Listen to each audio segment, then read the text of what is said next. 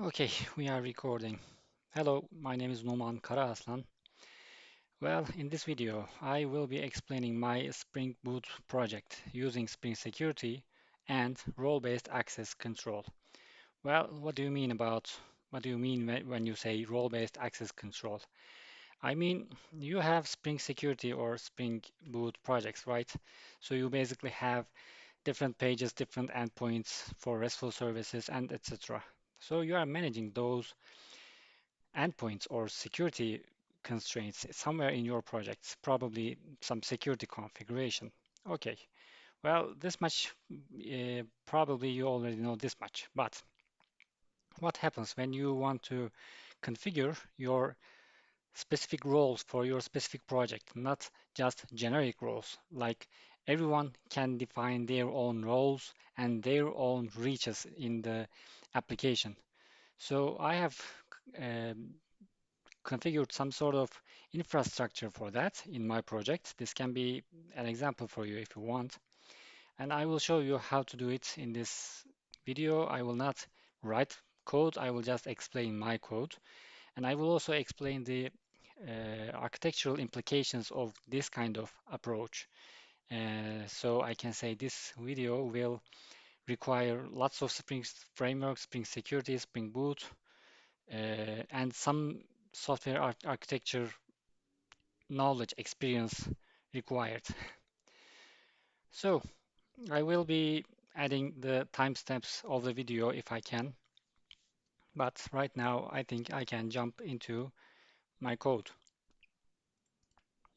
like this. Yes. So first, let me just start up my application so you can see what it is actually doing. It's running, right? It's running on 9999 port. So this is a Spring Boot Spring Security project, right? There's nothing actually magical about that. So here, I haven't logged in. You see, I have a login button here. I haven't logged in. This part looks weird. And here it says this is RBAC. What is RBAC? Role-based access control. This is a fully customizable Spring Security role-based access control. What do I mean by fully customizable? Here it is. So we have users, admin, user 1, 2, 3. All of them have the same password 1, 2, 3, 4. Let's log in with admin, right? Admin 1, 2, 3, 4. Sign in. Now you see the admin pages. Why do I have these admin pages? Because I want to manage my users and my roles, right, inside the system. But these are not preset roles or preset users. They can all change however you want. So how did I do that? See, I have a user page. Here you can see users, my users. I can assign any kind of role to them, to my users. Right now, only the admin user has the admin role. None other user has any role as of now. So I have roles page here to create or delete roles. This is very basic this is a very basic logic. I can create any kind of role I want, like I don't know, new role. It doesn't matter. See, I have created a new role. I can delete it too. Then I have two other things, role pages and role page objects. We will see about them. First, let me show you what does it mean. Let me log out and log in back again with user 1. Okay?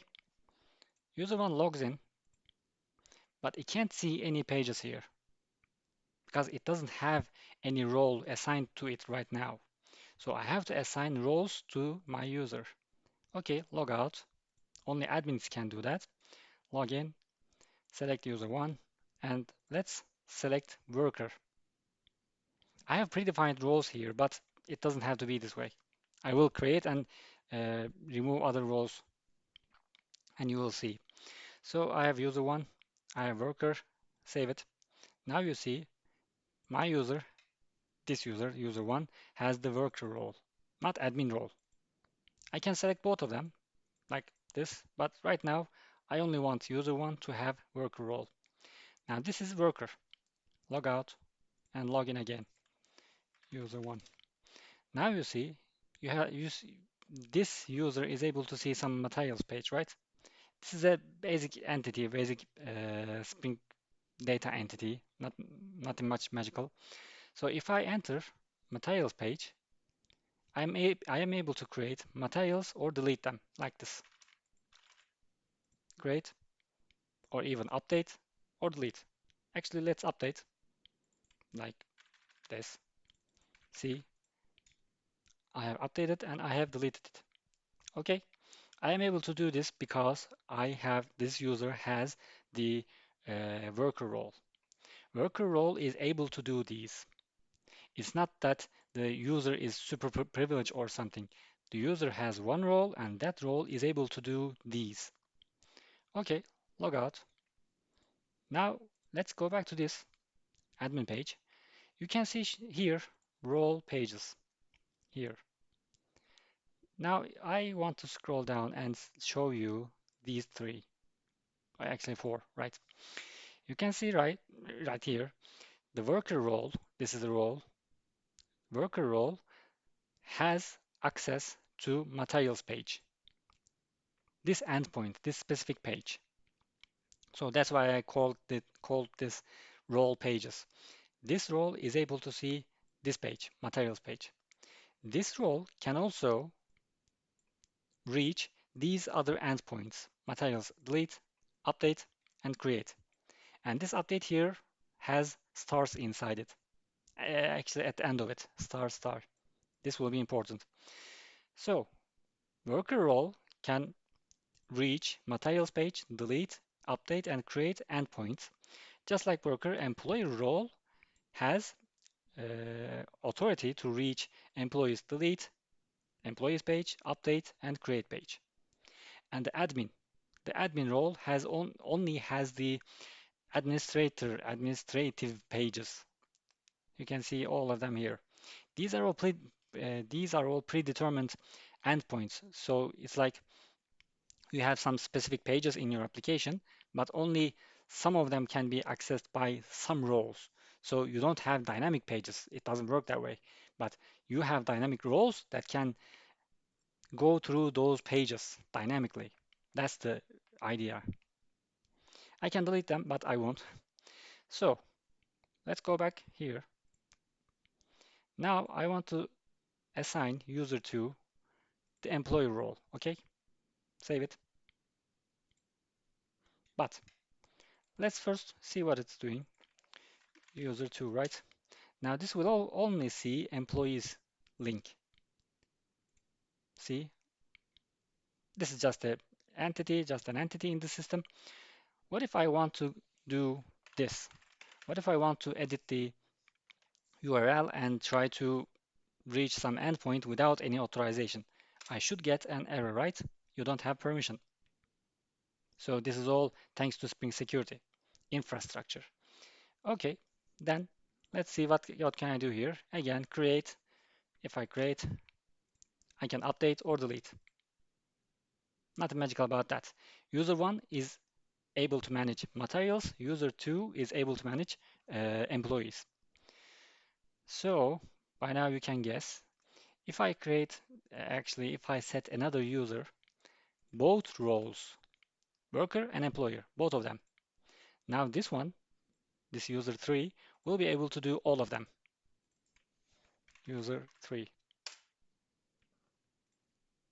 See, materials and employees. But this is not all of it. You can remember I have shown you employees slash create slash update. Those endpoints were in the role pages. But what about this side? For example, here I have a form, right? It's a timely form, basically an HTML form. So this form should not be visible on the screen if this user is not authorized to create the employee. Likewise, materials. Right now, I have the authority to create materials, right? Therefore, I can see this. But I should be able to revoke this too. So, what did I do in this situation? I have created two different types. One determines the role and the endpoint match. It's basically, you can remember from Spring Security configuration, this is basically a request matcher, but it's dynamic. But this one doesn't have any corresponding infrastructure inside Spring Security. So I have to implement this from scratch. You can see here, actually in the list, the worker role, this role, not user, this role has material delete permission, material delete authorization, also material update, also material create. An employee role has these: delete, update, create. So what's the page object? Page object is something that you want to see on the page. Well, regardless of any kind of JavaScript framework or Timeleaf, you will end up having these divs or tables or buttons inside your HTML components, right? HTML pages. There will be components. So you should be able to set some sort of security constraints on those components. This is the basic. So I have created these uh, different page objects just for demo purposes. You can populate this. You will populate this list as much as you want, as much as how many screens you have. Doesn't matter. So right now, I can delete, for example, the worker roles material update or create permission. In these systems, I usually see people are creating the permission-based system. Well, I have sort of turned this around and I made the page objects actually connected to roles. So I don't have any permission logic inside it. But I already have, because I already have the roles and the related page objects. For example, I can delete this. I can delete, let's see, create, material update, and here employee delete, right? Actually, I should keep this here. Log out in a new window. Now let's try. User 3, right? User 3 had two different roles, worker and employer. So but I have changed some uh, permission for that role. What permission? The worker roles cannot create material right now. I have revoked that permission. So if I go into materials with user 3, see, I can't create material right now. I can update or delete it, but I can't create it. So this is why I called it page object. So because at the end of the day, any page object will correspond some sort of functionality, right? You either see it, you either update something. So that page object is there for some reason. So in my situation, in my demo page, that create page object, it was some div. It is hidden right now because I revoked that permission. Okay, this is the whole point. This is all role-based access control. Also, logout. I can close this. Admin. I can create a brand new role. See, I have done this before. New role created. Now this role doesn't have any kind of page or page object permission right now. Actually, let me delete all of them. See, no one can do actually. See, I have accidentally deleted admin permissions. If you do this, you will actually end up, let me show you.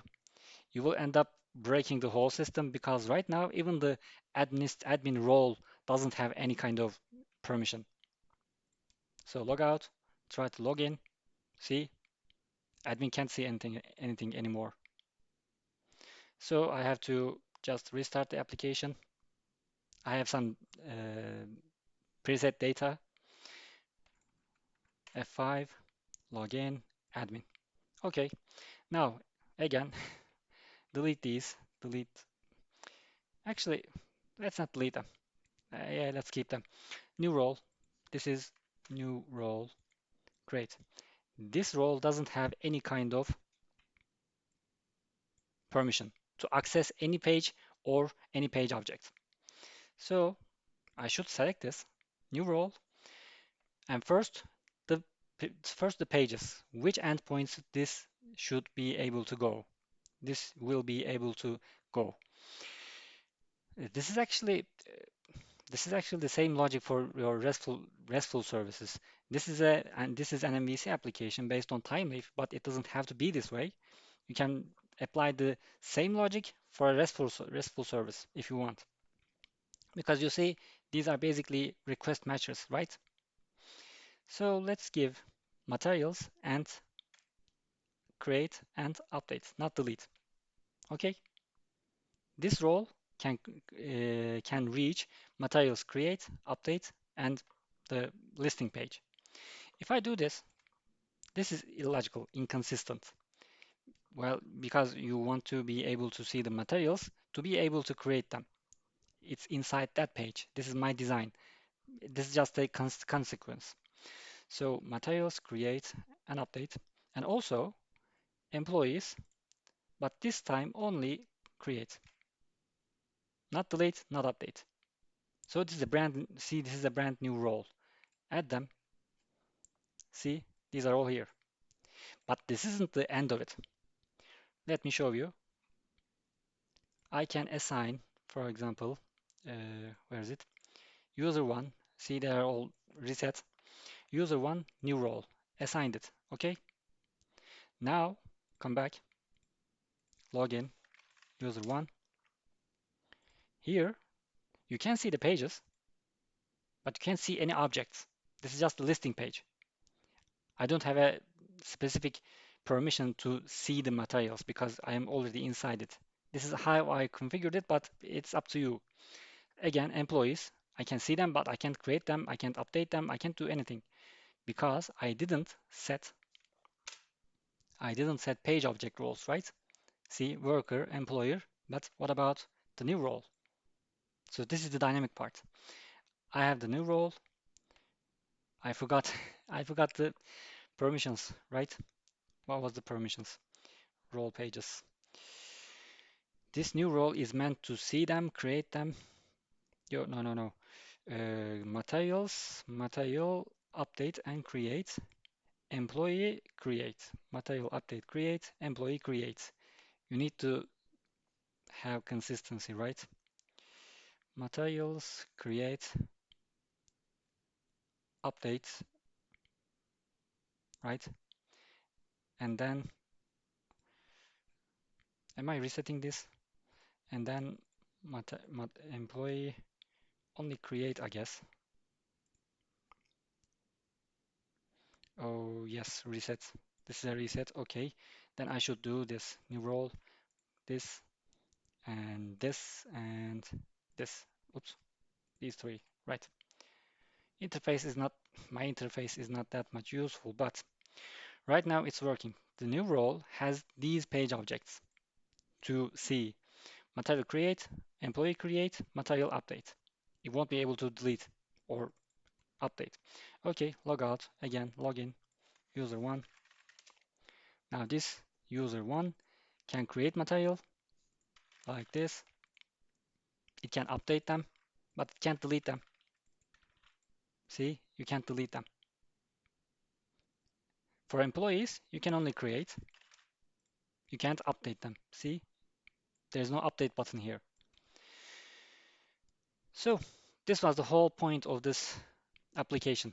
Actually, the video is just starting because right now you understand why I did it.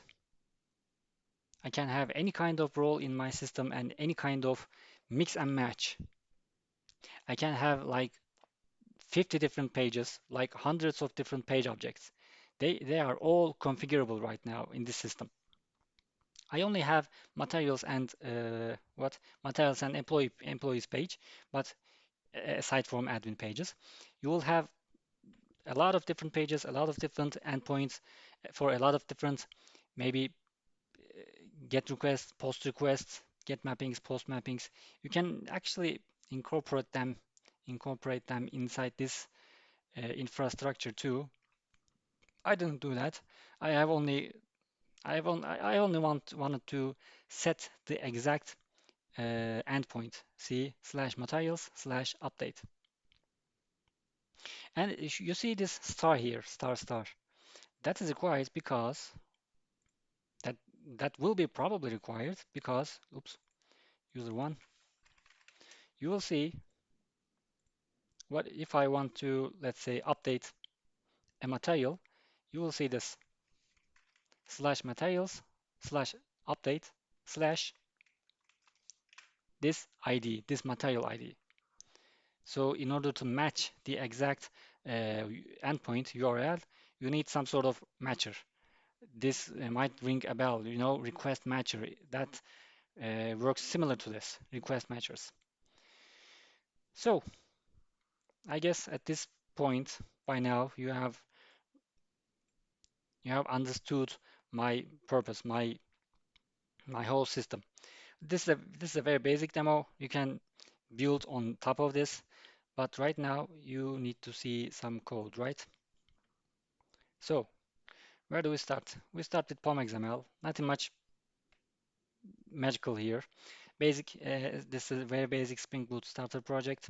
It has JPA to be able to dynamically select users and roles from PostgreSQL database.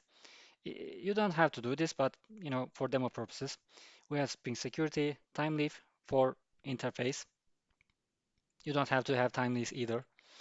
WebMVC, Spring Security is 6, TimeLeaf extras. You need this, and DevTools and PostgreSQL. Okay, nothing else. Cool. Now what? Now we have application properties, right? Basic Spring data source information, some database, some password, create drop, Hibernate, auto create tables, etc. Port and my preferred logging pattern in the console here. Okay, nothing much here. Close it. You can see here templates. These are all TimeLeaf based templates. For example, like here, I also have uh, Bootstrap CSS here. You will see some TimeLeaf properties. They don't exactly matter, but where is it? Employees. Where's that? Where at? It should be somewhere here. Click. Should be somewhere here. Right here. See, there's a div here. TimeLeaf is able to talk with Spring Security via that dependency I have shown you, TimeLeaf Extra Spring Security 6. So I can write th th column is that th if $ employee delete. This stuff is important because all of my TimeLeaf pages are using this same style. See, it's here too. Employee update, employee delete. And you should also see employee create right here. Employee create. These divs are rendered only when this condition is met. I will show them I will show you how to pass these variables into TimeLeaf. In this project, TimeLeaf is not the most important thing, but if you want page objects and some sort of permission-based rendering, you need some sort of if TimeLeaf if statement. Okay, so most of my pages are basically similar. Admin pages are here, nothing crazy going on there. Materials update, stuff like that. Again, the most important thing about all my tiny pages are these. If material create. If the user has this kind of permission, user can see this div, this part, this web page object. Okay, these are most of the TimeLeaf pages. This is a welcome page. You have seen this. Other than that, I have this auto exception page just for, redirection purposes. If not authorized to go some endpoint, you will be redirected to here. Okay, nothing fancy here. This is a block. This is for the sidebar, the left side.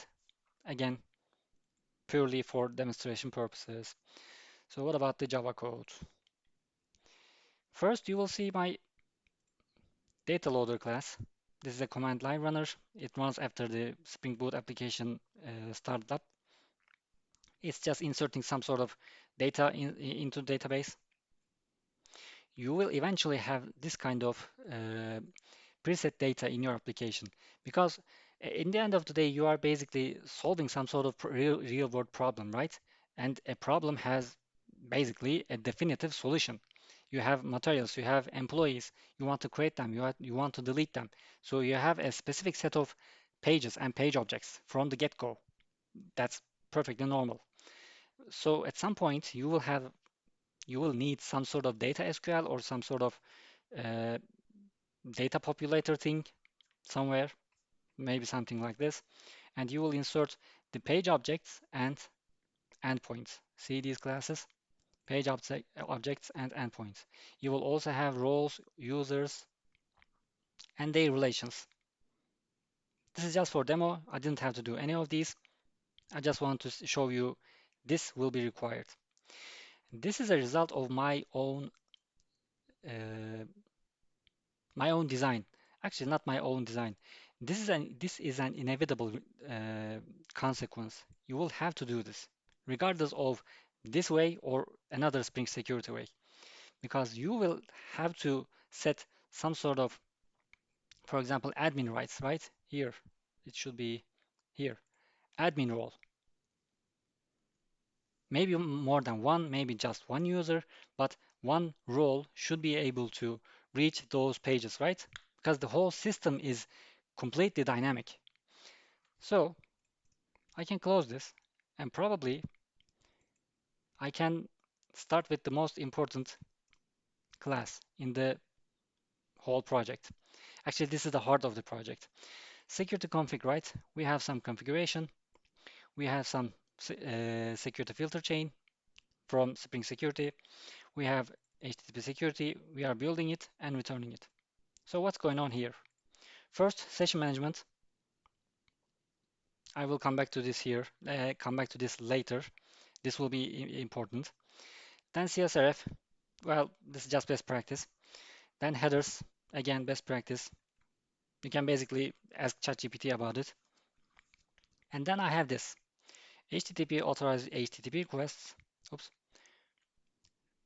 Request matchers, registry.request matchers, the blank page, welcome page, actually blank endpoint, welcome endpoint, auth exception endpoint, login, logout, error, CSS, JavaScript. These should be all permitted, right? Permit all. Okay, this might be similar to static resources, common locations, permit all. Maybe they are doing the same thing. It doesn't matter. The important stuff starts here. Okay, I have these permitted pages, but what about the whole rest of the system? Now those parts, the rest of the system will not do this. You might know this code, right? Requests like this. See rec.request matchers, right? You are giving them patterns here. Let's just do something like this. That has role, right? Request matchers has role. For example, admin. Now, what is the problem about this? Actually, there's nothing wrong about this. The only thing is this stuff is hard coded. That role has to come from somewhere. A database, some configuration file, wherever you want. But that role will be dynamic, no matter what. So I can't have this kind of code in my application. If I just say admin, then what about the other roles? How can I add new roles to the system? See, there's no worker or employee role here at all. The application doesn't even know about the roles, but it has this access method. HTTP authorize HTTP requests. Any request should be going through this authorization manager. This authorization manager. And it's this and it is this. What is this class doing? It's basically implementing authorization manager. It's a Spring Security class here. It's just verifying and authorizing. It should have some implementations. Actually, not like that. It should have some implementations. Right. Come on. Yeah, right. It has implementations. Yes, exactly. I have implemented this one and I have given my own authorization manager to Spring Security. I will dive into this, but first, see here, any requests, access, not request matcher. You're not matching requests or roles. You are handling your own uh, authorization logic yourself. Remember, not authentication, authorization, because authentication is authentication will let you go inside the system. You have like username and password. If they match, you are authenticated. You are real. Or maybe you have some sort of OAuth or something. You are authenticated somehow. But what are you able to do? What can you able to see? That is authorization. That's why we have authorization manager, not authentication manager. It has an authorize method. I'm overriding this. It's doing something. It's getting the endpoint, you know, this like this, or maybe user one. Oops, it's gone. Anyway, you have seen this here, like materials or like employees. See, these endpoints should be checked. How am I checking them? How am I making sure this granted is evaluated? See, I have this class, auth principal, and I have this method, can access endpoint.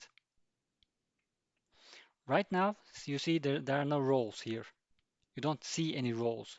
You are only going through the access method, and the access method is deciding the authorization, if you are authorized or not. So I need to know what is this auth principal, because this authentication object is Spring Security authentication. See, this authentication also has some implementations. Oops, here, see, OIDC, remember me authentication, username, password authentication token, etc., etc. So what is this? I have an authentication, but I am casting it to auth principal. This is my class. I will show them to you, but see this too. This method is returning an authorization decision with some Boolean value. These will all be delegated to Spring Security, and it can operate on this class. Basically, dependency injection. Okay, what is this? Auth principal. This class implements principal, right? What is principal? It's basically Spring Security from 1.1. This is Spring Security. Actually, Java Security, not even Spring Security. This has implementations also inside Spring Security. So nice. Where are they? I have seen them actually. Auth principal here maybe. No, it's mine. Authentication. Yes, yes, yes, exactly here. For example, username, password, authentication token, right? You might have seen this class. It extends abstract authentication token. It implements authentication and then principal. So you're going to the principal at the top, no matter what. So the principal is important. Actually, the only thing I have to provide is principal, the top level class. This principal can be evaluated or stored in the session by Spring Security. Inside this principal, I have stored this username for demonstration purpose. You don't have to actually do that. And roles. Okay, username and roles.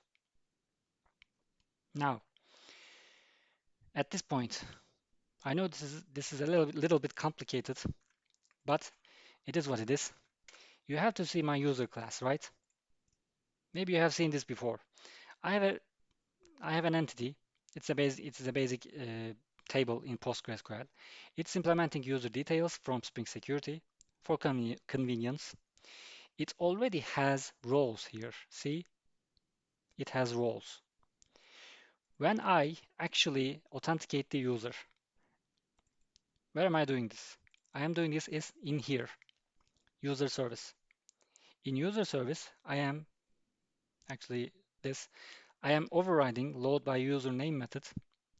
This user, this user details object is sent to Spring Security, but remember, my user here, where is it here, is already a user details object, and that user details object, where is it? Password, username, authorities. Yes, right. It has authorities inside it. Okay, my users already have roles. See here. And this role class is also my class. Implements granted authority. It doesn't have to be this way. It doesn't have to implement granted authority, but again, for convenience. I have roles and I have a user. I am feeding this into Spring Security. Okay.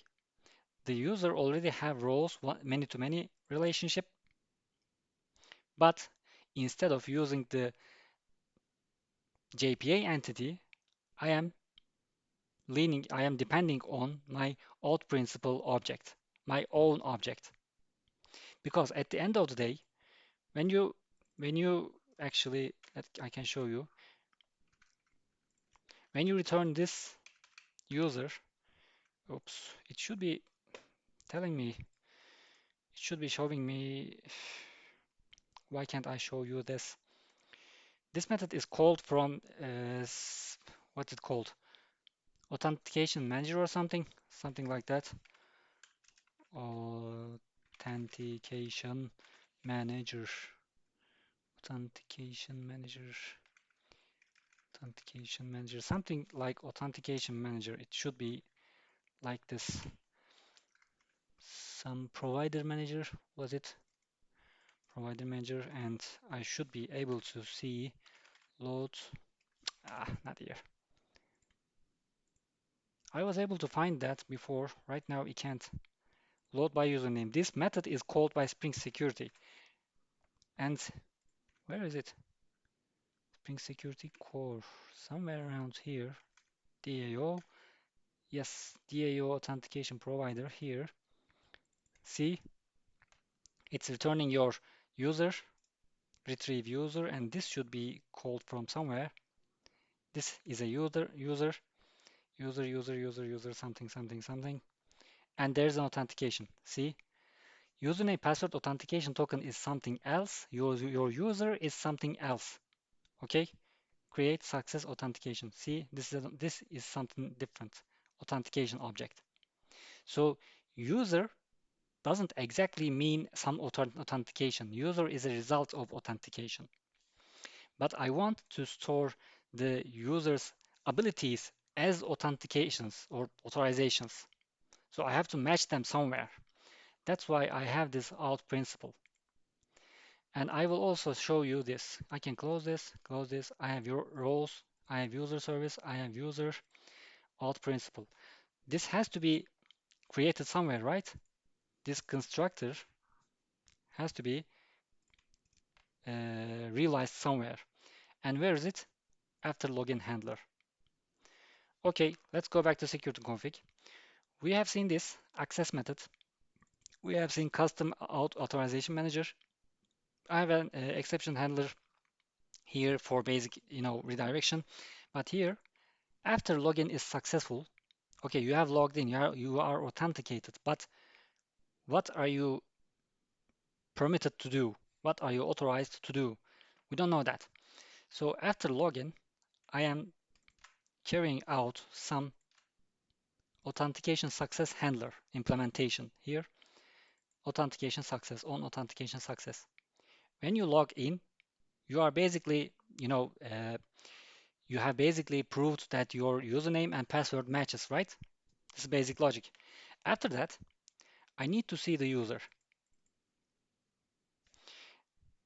I might be able to fetch the user from authentication, maybe, I'm not sure, but I have loaded the username from user service, actually from database, and this user has roles here. I should close this. See, I have the user object. This is my user class, not Spring Security user. And my user class has roles, has username and roles. And I am combining these into a principal,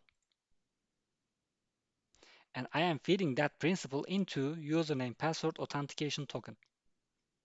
This is the basic default authentication method in Spring Security, but I have to inject my data inside it. So I had to, you know, uh, what's the word? I have to latch on to this process. After user is logged in, I can inject some sort of data, some sort of principal inside username password authentication token. Why am I doing this? Because I want to rely on Spring Security infrastructure, right? Spring Security already knows my authentication, my principal, my roles, whatever I give him, whatever I give the Spring Security, it will know. You should also see username password authentication token. This is saving the principal and the credentials. Credentials are basically roles. Actually, not that one. Sorry, credentials are not roles. I'm not using credentials. Maybe I should be. I'm not using authorities either because I don't want Spring Security to depend on preset authorities, preset roles. I have dynamic roles. I am only giving the principal to the username password authentication token. I'm not trying to change how Spring Security works. I'm just injecting my own, you see, security context holder, get context, set authentication. I am injecting my own authentication logic inside it. And this authentication has my own principal. This principal knows about the roles. You are logged in, you are user 1, user 2, user 3, doesn't matter. What matters is your roles. So after that, this is a small convenience. If you are an admin, if you have admin rights, you should go directly to admin page or you should go directly to welcome page. This is just for convenience. This stuff is important. I'm not checking for username and password. Spring Security already does that for me. After that, after user is authenticated, I am loading the user's permissions from database, not authentication. See, the authentication doesn't may not know exactly what roles this user should have. I am selecting from database. I am injecting my principal into password authentication token. So this is actually what's happening behind the scenes of any Spring Security basic authentication projects, right? So this is okay. Right now, I should still see how this access method is working, right? Because I have roles, I have fed them into Spring Security. I will be leveraging Spring Security infrastructure, but via security context. But how will I actually do this? How will I actually like materials? How will I actually prevent users from reaching the unauthorized endpoints? I haven't written any kind of uh, request matcher anywhere, right? These request matchers are for permitting and who decides where should go, who should go where. Okay, I have custom authentication manager, authorization manager. This authorization principle here, I'm taking it from authentication this time, not from Spring Security. This one is from actually my username has and password authentication token, right? Where was it? It was here. This. This principle is my principle. This auth principle is my principle. So I can safely use it in my custom authorization manager. See, that's why I told you this is not authentication, this is authorization. Authentication is done. I have injected my roles into system, and now I can take them again from Spring Security Authentication. This time I can directly cast it into my class. See, this authentication.get.principal returns only object, plain old object. But this object can be casted to my auth principal. And my auth principal has can access endpoint method. Can access endpoint. What is this doing? Let's see. So we have roles here, right? In my auth principal. So you should go through all my roles. And inside my roles, I have the endpoints. How do I know that? Because I have configured my role class to have relationship with page objects and endpoints, right? Page objects and endpoints. An endpoint is basically some path, some ID, some description, nothing much magical. Path is important. And page object is basically, again, oops, where is it? Page object, right? ID names, description. Nothing magical about them. But the important thing is when you open the user class, you will see many-to-many relationship because one endpoint can be accessed by multiple roles and vice versa. One role can have multiple endpoints. And also this goes for the page objects.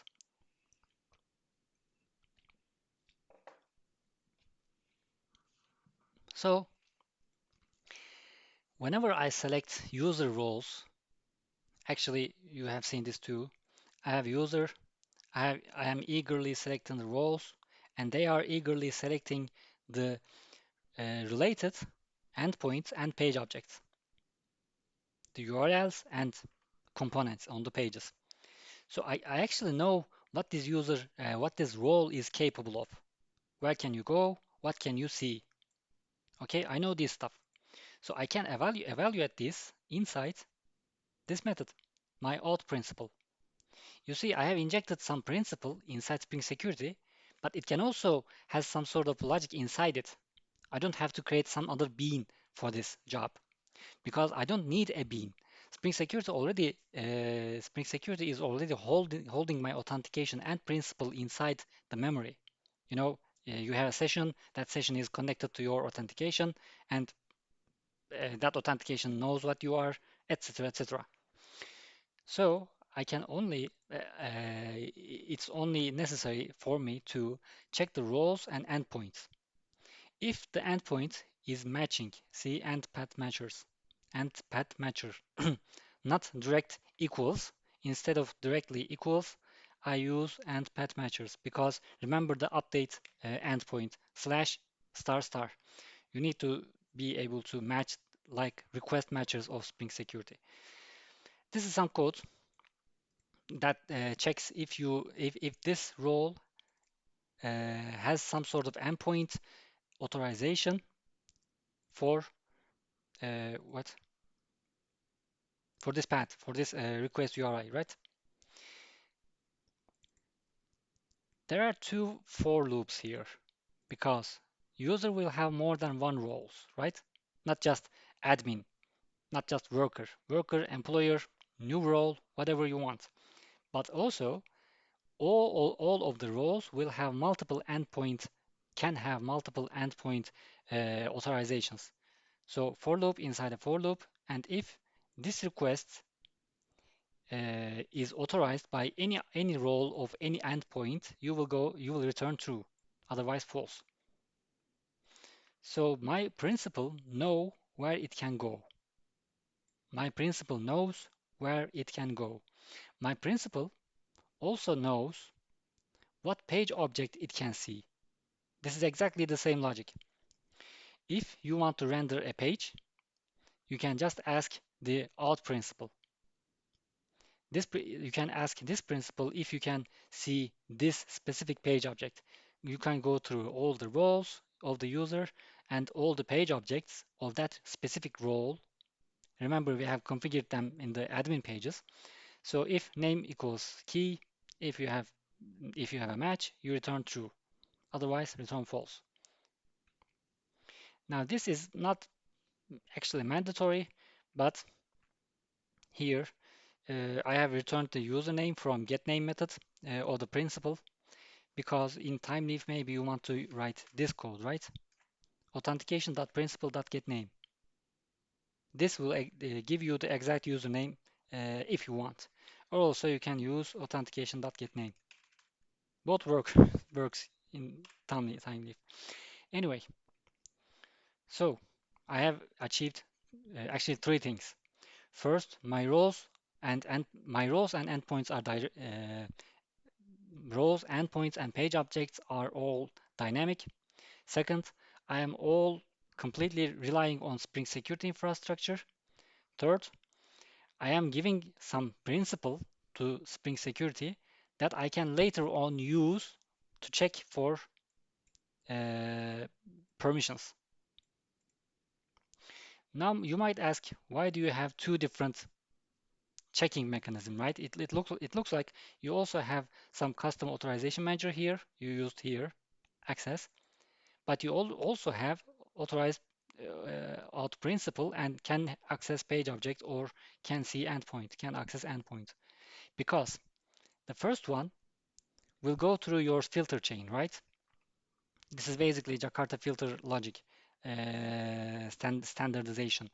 You go through filters. When you are going through filters, some authorization manager after the authentication will check for this. Are you authorized to reach this endpoint? This is for reaching endpoints. But actually, this class is not exactly doing anything. This method is not doing anything. It is inevitably calling this method, right?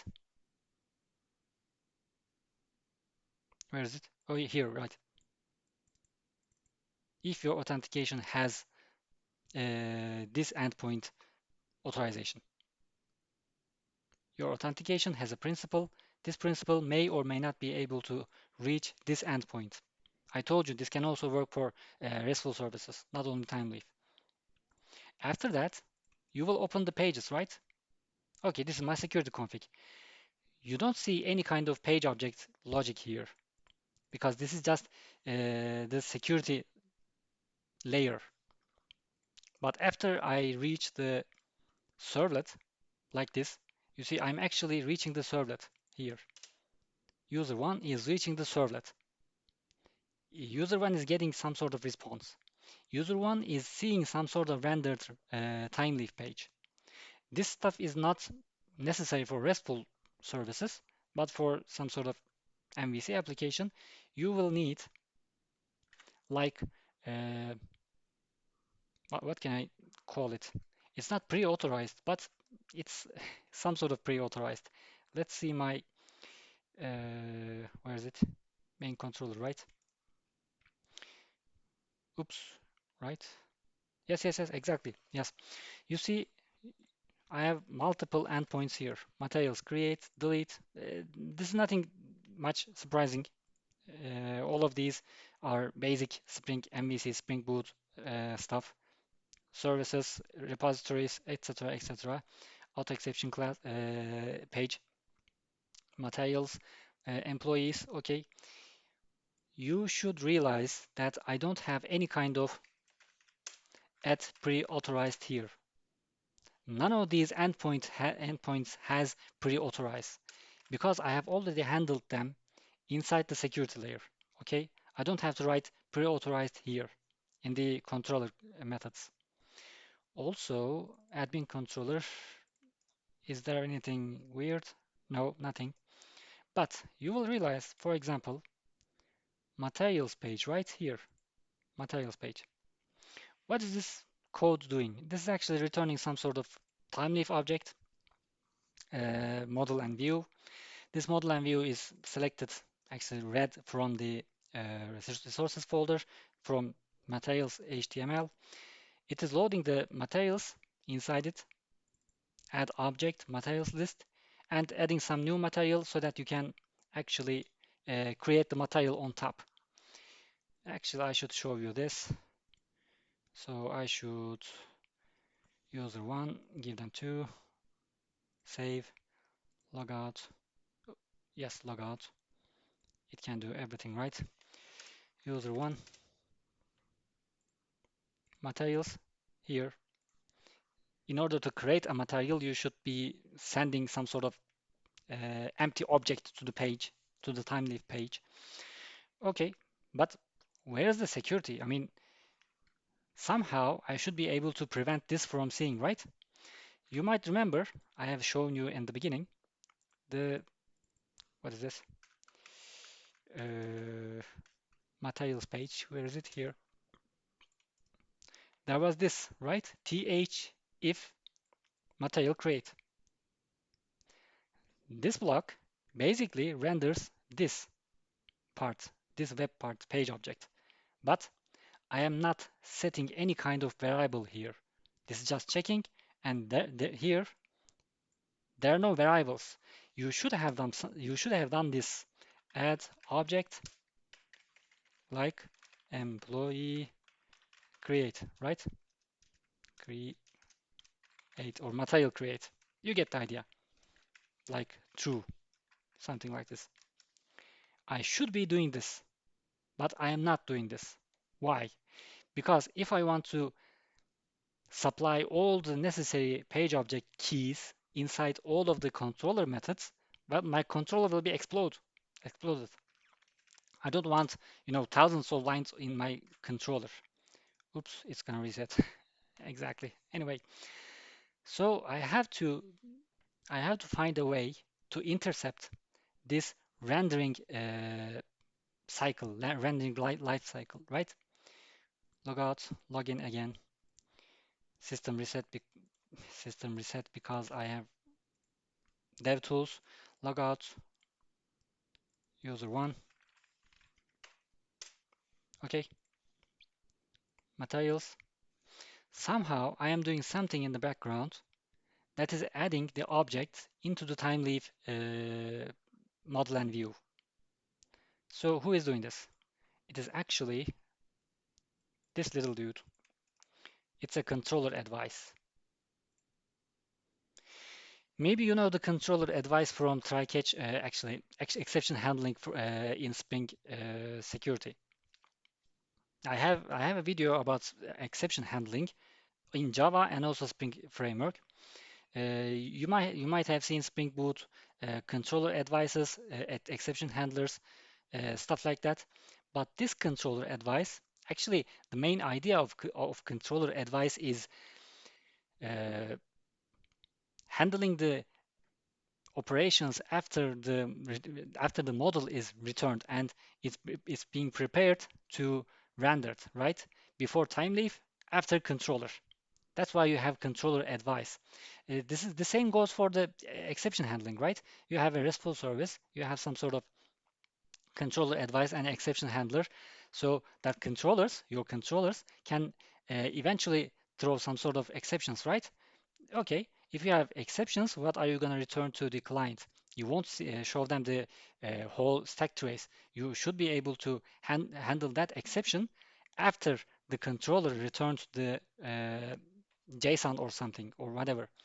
Actually, it doesn't return anything. It just throws the exception to Spring Security, the Spring Framework, and Spring Framework handles the uh, logic from controller to controller advice, and you can catch them inside this controller advice exception handler blocks. I think I can probably find the code, but it will take some time. You can eventually find Spring Framework code where it handles uh, your servlet response, and if there's an exception, it redirects to controller advice if there's any, and exception handler if there is any. Something tells me it should be somewhere inside dispatcher servlet. Dispatcher servlet life cycle. It should be somewhere around here, maybe in service methods or do service, right? You have a do service. What are you doing? Do dispatch. Finally, maybe some try catch here. Do dispatch. Finally, I think I should be able to find it, right? Model and view, no coincidence. Try catch trigger after completion. Stuff. Where are you going? Under processing exception goes here first, and then trigger after completion. Maybe we can find some sort of interceptors, handler interceptors. Mm, It should eventually go to something like not this. It should eventually go something like dynamic controller advice proxying, something like that.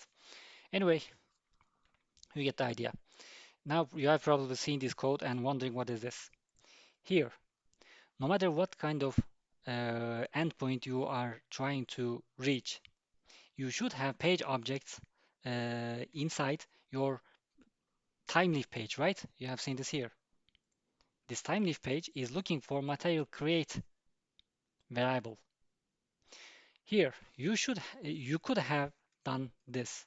Maybe like authentication dot principal, right? Principal dot can see page object, something like this. Maybe you could have done this here. See,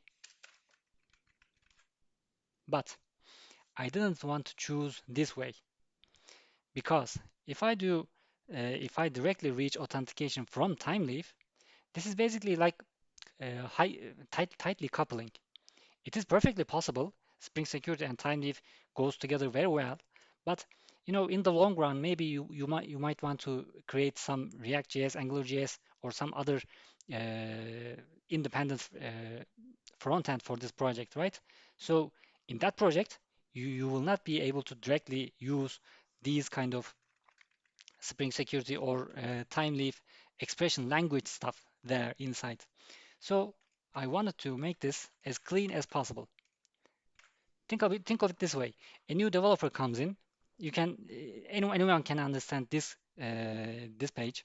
It has a form, it has divs, and it has th if clauses, if conditions.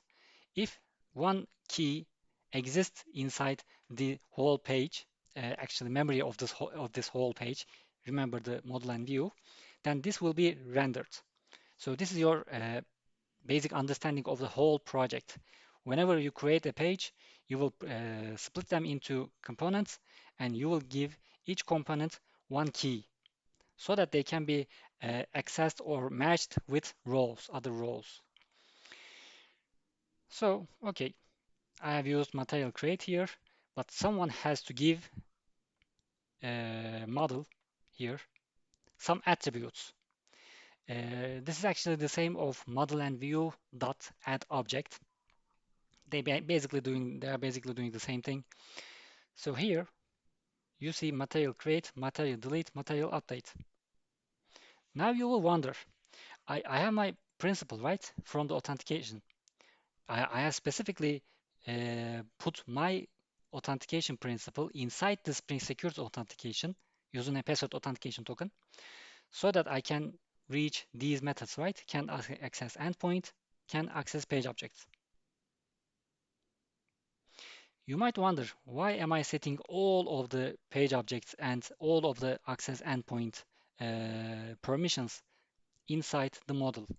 This is basically, you know, bloating the model for quite literally every request, every page. Wherever you go, for example, employees, right? You're in the employees page, but you still have material create, update, delete variables inside the model attributes. They are false because actually they are not false. They may be true. They may be true or false. It doesn't matter. But I am loading everything in the model. This is not exactly ideal, but I told you I didn't want to use authentic. I didn't want to directly reach to authentication from TimeLeaf, so I had to, supply all of the variables myself. You don't have to do this. You don't have to write controller advice. But this is, I don't know. It seemed a central configuration, right?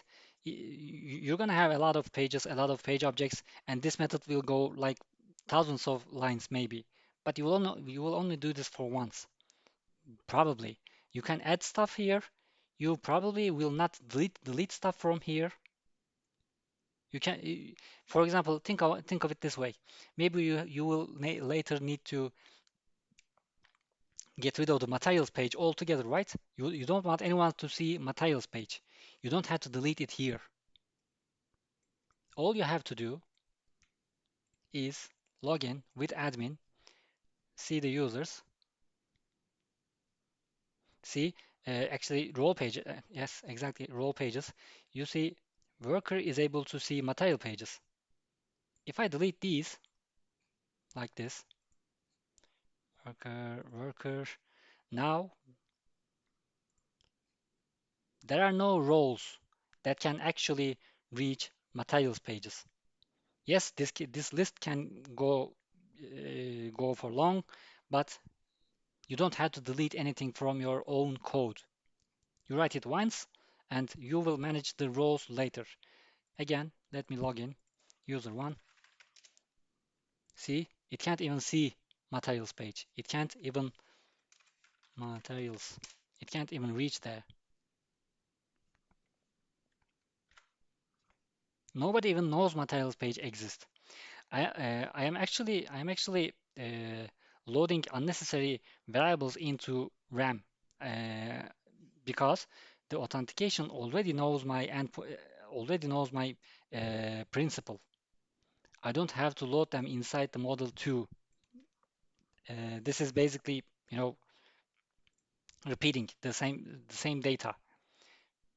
Again, I don't say you have to do this, but if you want to later implement some sort of independent front end for React.js, AngularJS, you will need some sort of logic to, you know, uh, send your tokens or roles, whatever, to the front end. And you will need to store them somewhere, probably in, I don't know, cookies or something. You can't exactly you can't exactly send requests, authorization requests for every page object to server. That wouldn't be exactly good, exactly performant. Also, you might wonder, why am I adding these? I am already at the controller level, right? For example, here materials. Why am I setting can see materials page variable inside the model? My principal may or may not be able to reach uh, materials page, right?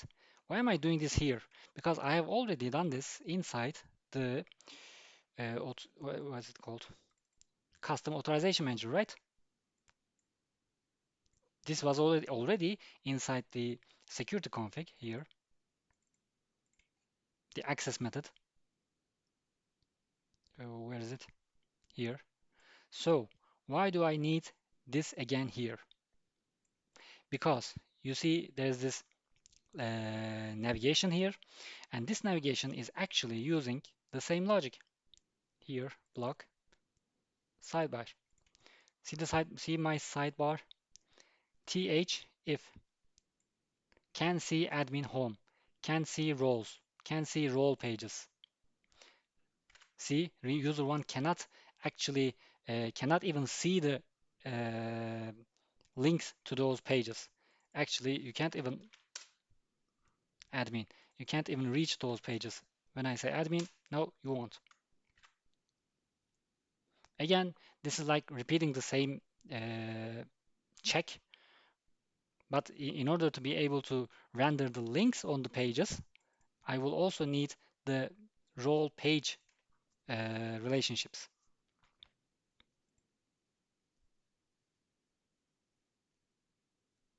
Employees page, materials page, no matter how many pages you want, you can all rely on this logic. You see, not authorization. It's not using, it's not directly talking to authorization. It is just expecting a key. So that's the logic, I guess. Am I missing anything else? Right, user service, role service, nothing much interesting here. Do I have anything in user service?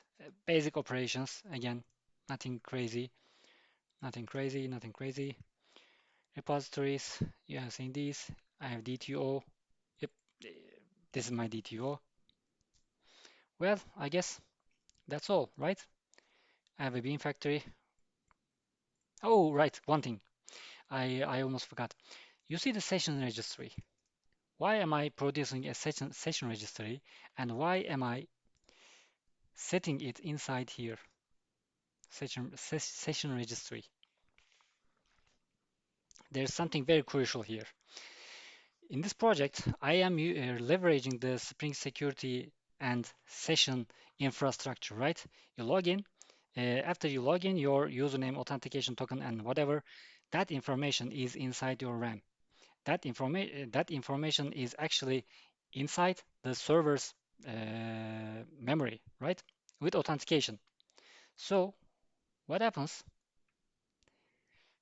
How can I do that? I need to go that incognito mode, right? I don't have Chrome here. What am I gonna do? What happens? Someone revokes the user's roles. I have logged in. I'm able to create employees with user one, right? I can create, I can update, I can delete. But what someone else, some admin, logs in and then revokes the user's role or changes some role, updates some role, right? Like this. I can go, I can basically see this employee role has these pages. I can delete them, but if other users are already logged in the system won't forget them because they are already authenticated. Remember, they are authenticated. Their authorizations are already inside the principal and Spring Security context. So how can I basically nuke the whole system if a role change happens? This is not I. This may not be an ideal solution, but I wanted to basically shut down everything, literally everything. You will see a session service here. I'm calling the invalidate all method in some controllers. For example, roles create. If I create a new role, delete all sessions. If I delete some role, delete all sessions, invalidate all sessions. If I create some permission, some page object, whatever an admin does, whatever you do, you will invalidate all sessions. Again, this is the nuking option. What is this doing? This service, it doesn't have to be a service. It can be component, right? It's not a service, it's a component. Anyway, this component, I'm the invalidator, is invalidating all of the sessions. This is not for, distributed systems. This is not meant for distributed systems. You will have other concerns in that kind of situation. But this is basically one MVC application with dynamic roles. Users are logged in from other computers, but you need to revoke their sessions together with their authentication. But you don't have to do anything about their authentication or authorization. If you get rid of all the sessions, you will automatically delete all their authentication from the system.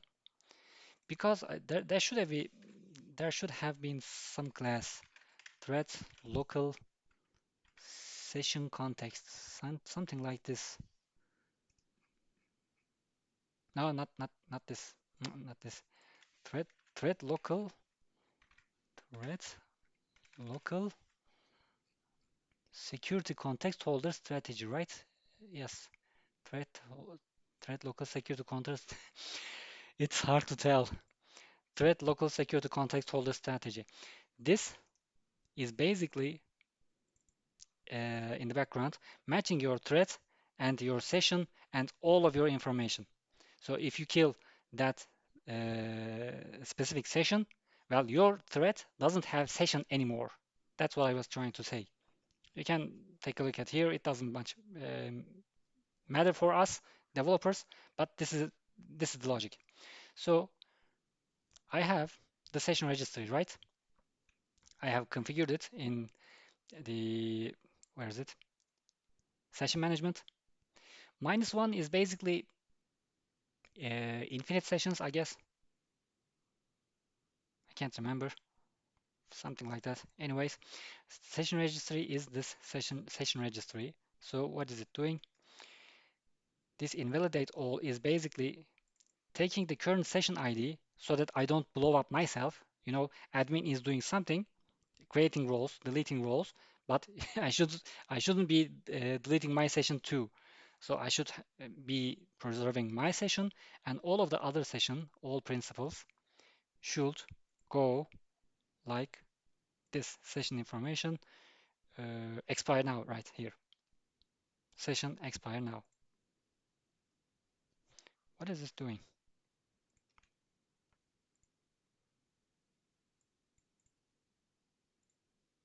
Expired. Okay, right. Session repository save session. Awesome. So this is the basically, some security outcome of the system. If you have dynamic roles, and if you don't want, people to exploit their old permissions, you need to invalidate sessions.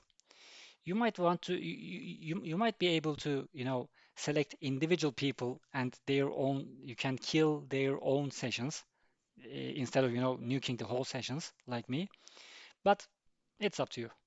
You will eventually need something like this. Actually, I wonder if you have some sort of Spring Security in your project, how would you handle the uh, dynamic role assignments, right? People people have to log out and log in back again. But what if they don't? How will you manage them? Well, this will be my solution. Just nuke everyone out. It's not the perfect solution, I know. Anyways, there was one more thing I remember. Let me take a look at my notes. I will talk about that. Uh, if you have, you might wonder, what if I have worker role and employer role, but what if I want to make sure, actually, what if I want some sort of hierarchy among the roles, right? So you have worker and also who is also an employer, right? So employer should be able to have worker's role already, right? You might want to implement some sort of role hierarchy in your system.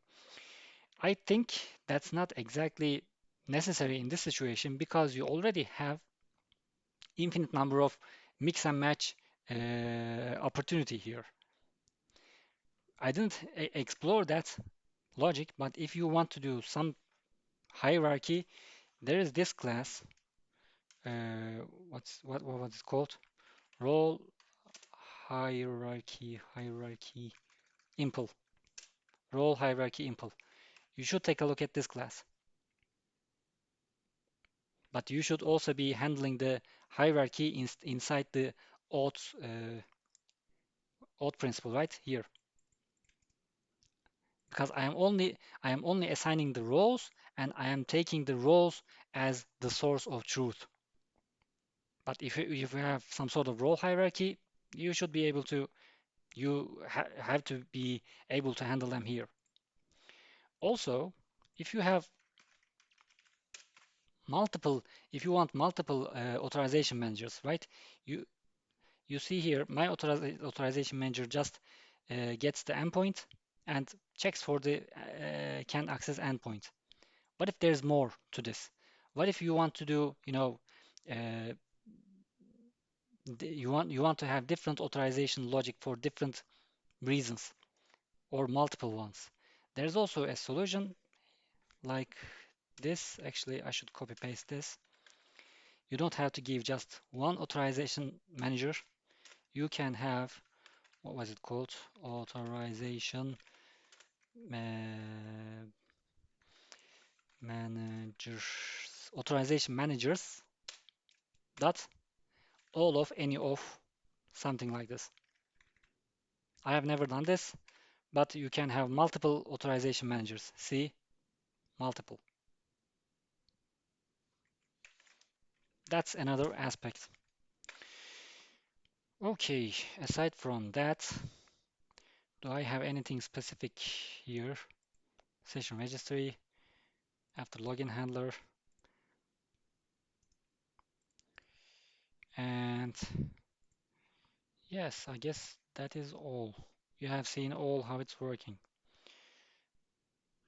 So, do I have anything to show you in the code? No, I can. I think I can. I can close this. There are two more questions, I guess. Yes, exactly. I can close this like this, right? So you have seen my implementation. I have dynamic roles, dynamic page objects, and pages assigned to roles, and those roles are, randomly assigned to users. You have multiple users, multiple roles, multiple, almost infinite number of mix and match. So here, my main concern was being able to leverage the Spring Security, right? It already has my principal, my authentication object, the security filter chain. It already has the infrastructure. So first thing first, I had to find the I had to find the right way to inject my data, my authorization inside Spring Security. Therefore, I had to write some sort of authorization manager. This is inevitable. You can't get rid of that because at the end of the day, you don't have preset request matchers like has role admin kind of code in your project. That admin may not be admin. For me, worker, employer, driver, manager, whatever. So you will need some sort of dynamic authorization manager. That's for sure. But you might think, what if you want to what if you want to uh, what if you want to select the user's roles and page objects and page role pages from the database on every request? This is actually the first implementation I have done for this project.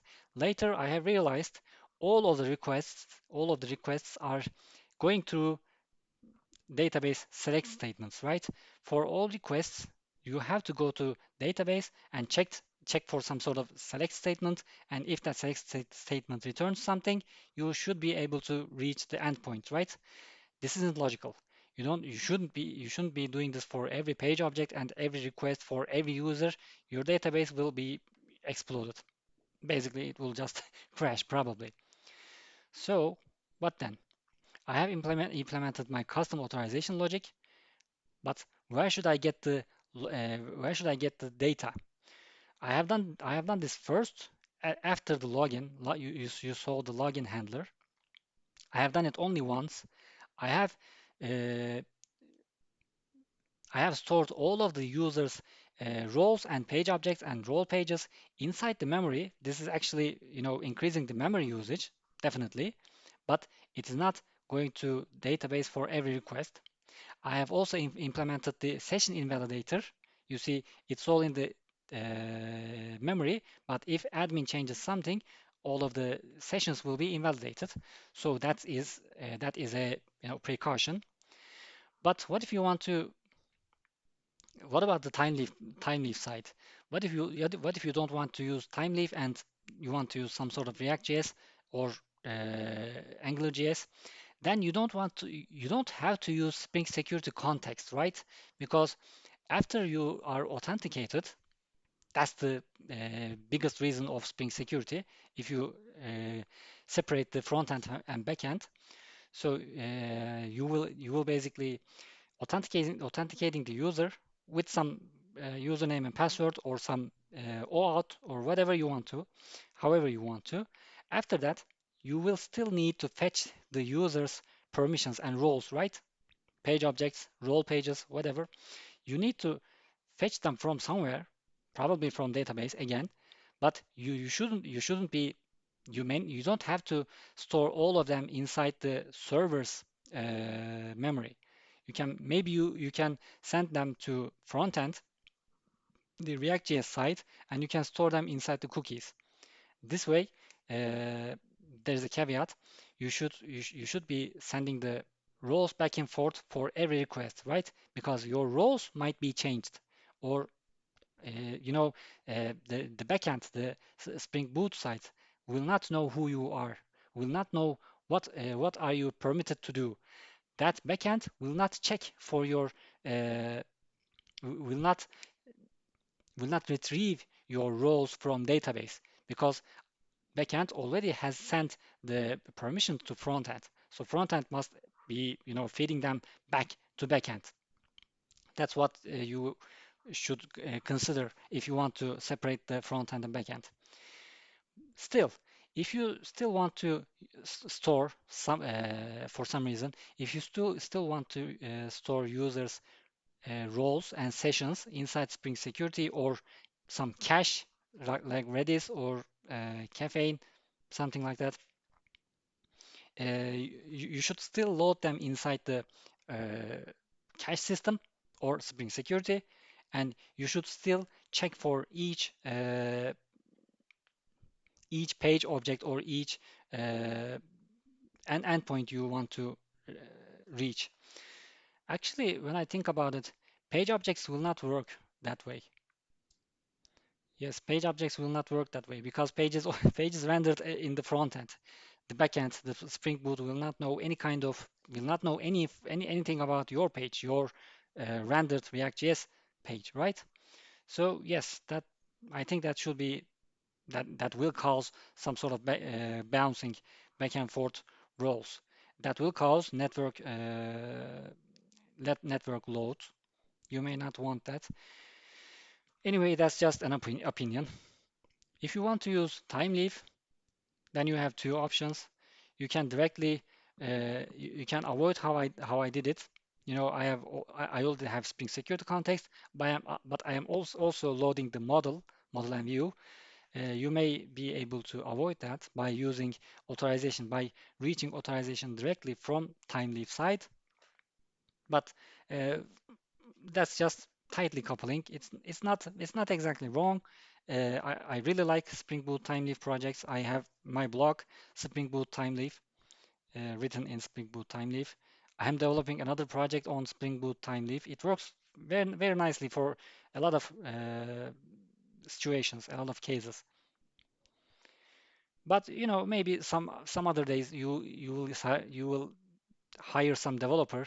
I have used Timeleaf in the back in the past. I have some knowledge, but maybe not everyone has the necessary knowledge of Timeleaf. Maybe they will make a lot of typos in their code, right? You have these quotes, you have these curly braces. There are lots of potential mistakes there. So I like feeding the data from backend to frontend. It's not mandatory. That's how I did it. Other than that, I don't see any kind of other architectural approach to this because your roles are dynamic, right? You can't have preset request matchers. You can't have preset uh, tiny page objects. You may have preset page objects, but how are you going to evaluate them? Where are you going to evaluate them? And when are you going to evaluate them? Those will be your concerns. Well, other than that, I think I don't have anything else to say. Yes, you might utilize some sort of caching, but again, you should remember, invalidating the cache, maybe Redis, maybe Caffeine. Other than that, this is the most usable, most ready to use example of Spring Security role-based access control that I have seen in the entire internet. Because most of the Spring Boot Spring Security applications either rely on OAuth these days or preset roles. But you may not have to use preset roles for preset pages and preset page objects. Oh, I should also mention this whole system can be applied to a RESTful service directly. You don't have to change anything. Actually, you don't need page objects here. You can just delete them, and the rest of the system is completely uh, suitable for any kind of RESTful service, any kind of authorization logic.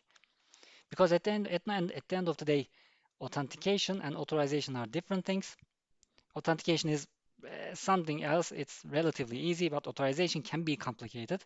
But you have some custom authorization manager right now. You know what it is. So I guess uh, this can be a good starting point for dynamic RESTful services where people can create their own roles and own rules, not roles, not only roles, also rules. This person can have this role can have this page object, this page, etc. So this whole thing is completely dynamic, other than admin.